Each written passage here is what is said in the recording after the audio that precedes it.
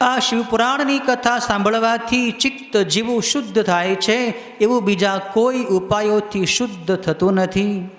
જેમ અરીસો સાફ કરવાથી નિર્મળ થાય છે, તેમ આ કથા સાંભળવાથી માણસનું ચિત્ત અતિશય વિશુદ્ધ થાય છે, એમાં શંકા નથી. આ કથા સાંભળવાથી પાર્વતી સહિત ભગવાન શિવ મનમાં વાસ કરે છે અને પછી તે વિશુદ્ધાત્મા મનુષ્ય ભગવાન શિવનું પરમ પદ પામી જાય છે.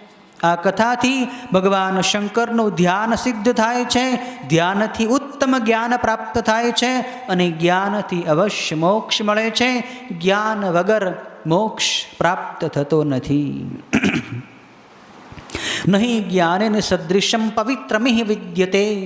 ગીતાની અંદર પણ ભગવાન કહે છે કે જ્ઞાન જેવું પવિત્ર કરનારું બીજું કોઈ સાધન નથી. પણ એ જ્ઞાન મેળવવા માટે ભગવાન શિવનું ધ્યાન નિત્ય કરવું જોઈએ.